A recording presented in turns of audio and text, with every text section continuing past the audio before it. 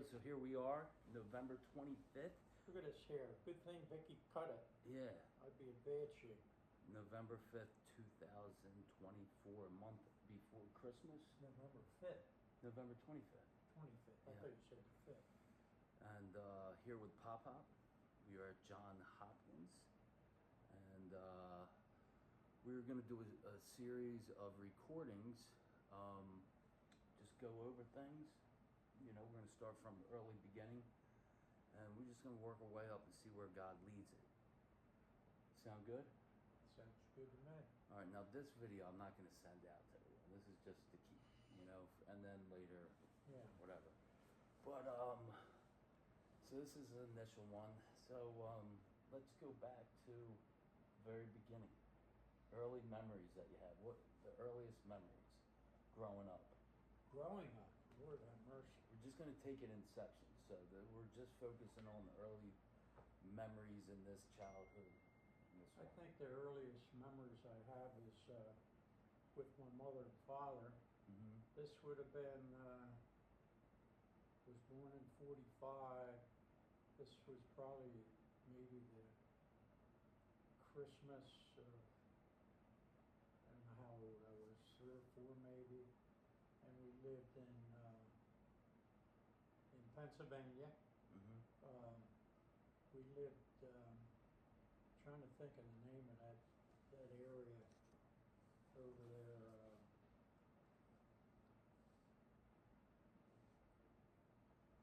Well, it was Christmas Eve, and I was only about 3 or 4, but I still remember back that time where I had memories of, I guess my dad dressed up like Santa Claus, and I was in my bed, and he stepped in the room. Oh yeah. Yeah. And said, ho, ho, ho, you know, and I like to shit my pants. Really? Did he? Well, yeah, he scared me, you know, those type of things. And we didn't have much back in them days. Then I was probably about 5, and we were living in Delaware, or not Delaware, we were living in Maryland.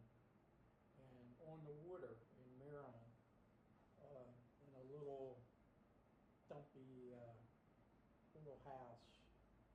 My father was a carpenter, and have a lot of memories of that, of going crabbing and out on the water. I remember falling into the water from the dock. Oh really? When I was about 4 or 5, and my dad came out and rescued me. Did he? Yeah. So he jumped right off into the duck. Yeah. Was he right there with you when it happened? Yeah. Okay. Yeah. He was really a good swimmer. It was, I think it was called Middle River. Okay. And actually, when me and Mom were first married, we went down there, and the house was still there.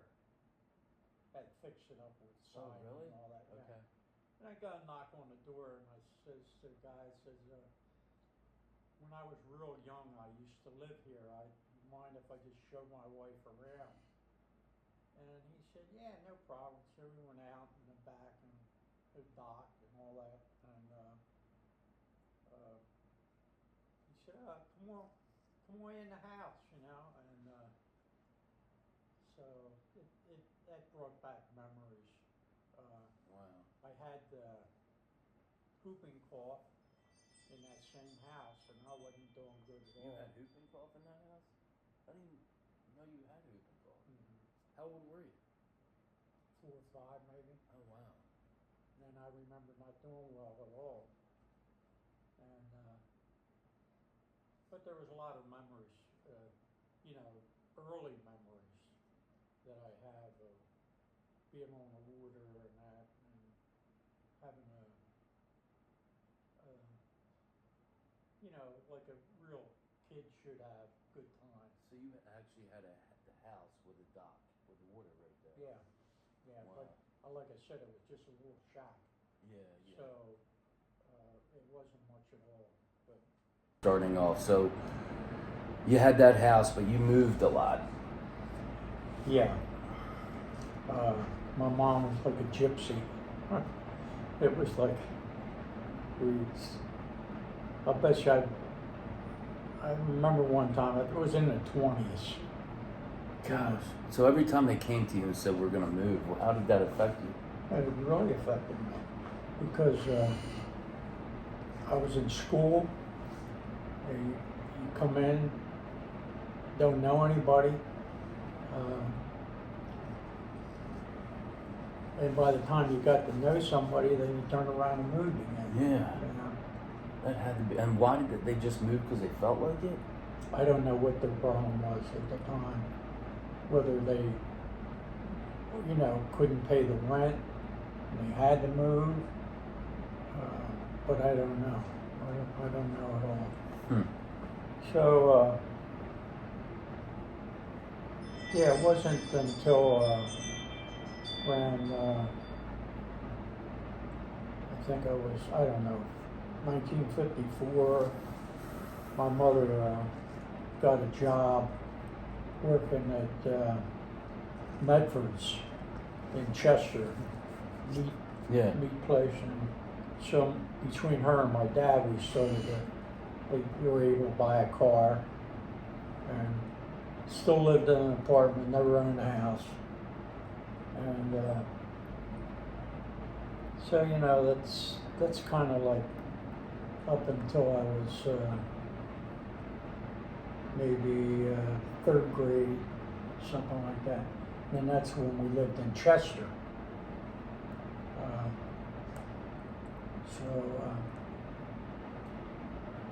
I think that took us up to I was in third grade. I would have been 8 years old. 45. Been about 1953. Then we can go from another point. Okay, so up to that point when you were little, in the Chester, what do you remember about your mom and dad? How were they? Mom and dad were always good to me.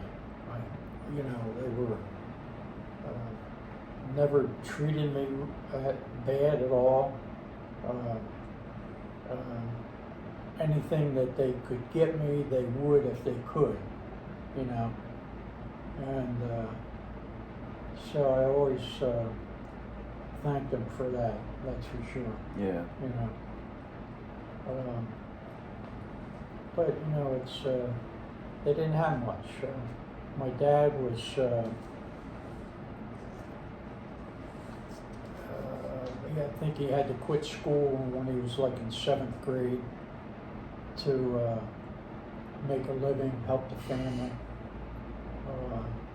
He had the most beautiful cursive writing. Even better than yours? Oh yeah, I mean mine is like, I'll show you, I got a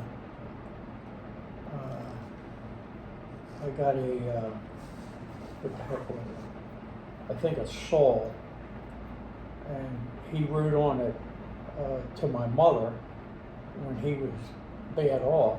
He said, "Now this is for John," and I have that down in the garage. Oh, really? A letter for you? No, it's written on the Saul. Oh, wrote really? It with a marker. Okay. So he was a good carpenter. He worked at Sun Ship there for a while. In a copper, they call it a copper shop, where they made welding and all that kind of stuff. And so he had a hard life. Yeah. He's in the Marine Corps twice. The only time I ever talked to anybody that's ever went in the Marine Corps twice. Wow. And had to go through boot camp twice. Why? Because when you were out, a year or two or whatever, You had to do it again? you had to go back in and train again. Although he said it was a lot easier because he knew exactly what to expect. Yeah. So he had a tough life. He said when he was growing up, he said if he had a piece of bread with lard on it, Butter. lard, you know what lard, it wasn't butter. Lard is like the grease that comes off bacon and Oh, stuff. really? Okay. And when that hardens, it's Yeah, that white. yeah. So that's what lard is. Oh, wow. And he said that was a meal Wow. during the day. He used to go out and steal people's milk cartons Oh, did he? delivered. You know, you didn't have anything; you had to do something. Yeah. You know, and but he was really a good man. Always treated me right, Yeah. and I appreciate it. And like when I was with you guys, you know, I tried to play ball with you, and he always did that for me. Did he? Yeah, baseball. He was in a league in the Marine Corps. He was playing baseball, hardball. Oh, yeah. Wow. And I still have his shoes in my closet, my Do you? gun closet. Yeah. Still have his cap from the Marine Corps. You'll have to show me that. Yeah. What would you say you were you closer to your dad than your mom, or was it equal, like with me with you guys, or what? I think guys sometimes are always, unless the father mistreats them, you know, you're close to your dad, but they were pretty equal. You know, my mom, although she had her times with when we were first married, she didn't care for your mom too much. But you know, other than that, when she was dying, she told Sandy that she loved her. And at the end, she wouldn't even come to me to ask me anything. She would go to Sandy and ask her, you know. So Sandy always says, "See what she missed out on?" Yeah, yeah. Yeah. But How about with like church and God? Growing when you were that young, was that? they took me to church and dropped me off with Okay. Bible study or whatever it was back in them days, but they never went. No. But yet they were good people. Yeah, They treated me right. You know, I know people that are read stories where, you know, Christian family, oh, it looks great and everything, but the mother and father abused the kids and stuff like that. Yeah. I mean, God looks at your heart, you know, really does. And so I just hope they both made it. You know? Yeah, me too. Yeah. And they planted seeds. They helped plant seeds in your heart by dropping you off, Yeah. right? Yeah. And Yeah. I mean, So, the but man. at the end, they, I know my mother did. She went forward and accepted Christ. Yeah. And my dad, I don't think he ever did. That's always bothered me. Yeah. He passed. I remember. He passed on Thanksgiving Day, I think I remember that. 1986. I remember when you walked in the door, when you found out after he passed. I do have that image in my head. You came through the door, and you had sunglasses on, and I had known that Papa passed, but you know, you were just trying to be strong and hold it together. Well, actually, when they called, I went to the hospital to see him. Did you? Yeah. Was he getting surgery or what happened? No, he just died in bed. In the room, he was in the hospital. Was he on ICU or like on a? I don't think he was. He just said his body was so messed up from all the lung operations. Yeah. He had tuberculosis when he was like 13, and that kind of messed him up in life. But He was always a pretty good warrior. I mean, he took care of himself, Yeah, I remember. lifted some weights. It was- Wasn't very big. It was 140 pounds or something like that. You know, that's all he weighed. but Yeah, from what I can remember, he was always in good shape. yeah. What so you went? I never knew that. You went to the hospital by yourself to Yeah. see him. Yeah. How was that? It's always rough, you know.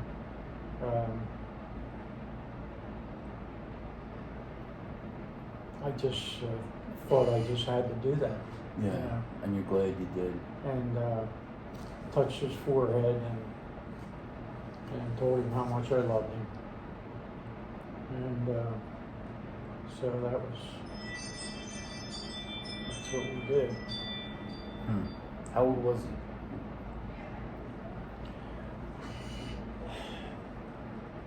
Kind of thinking maybe around 80. Was he that old? Yeah, maybe upper 70s. In '89. So that's when he passed.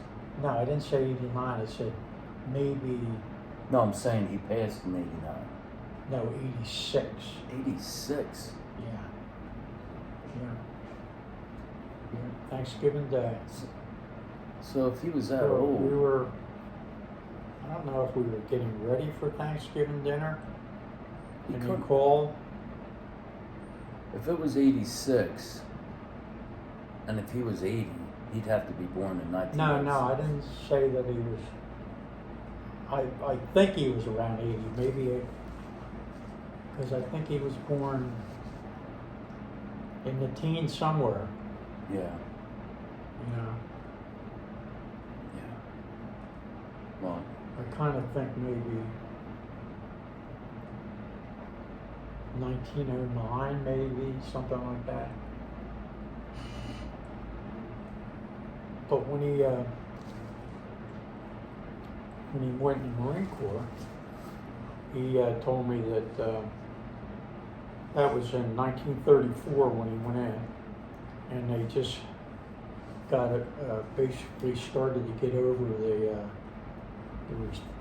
depression that they had back in them days when everybody was looking for food and everything. And he said when he went in the Marine Corps, he said that was the best thing ever happened to him because he was getting 3 meals a day. oh wow. You know, Do you know how old he was when he went in? I guess had to be around 20 maybe. Okay. So if that was in 34, 24, 14, so maybe you were born around 14. Yeah. Then he stayed in 4 years, and the duty, and he was always, before that, he used to, like, was around racehorses and things like that, and he lived in Pimlico, which is where they have the Pimlico, one of the top 3 races, you know, the Kentucky Derby, Pimlico, and then I forget what the other one is. But he got involved with Marine Corps had horses at that time for patrol, mounted patrol, and he used to go out on mounted patrol. He used to carry a .45, and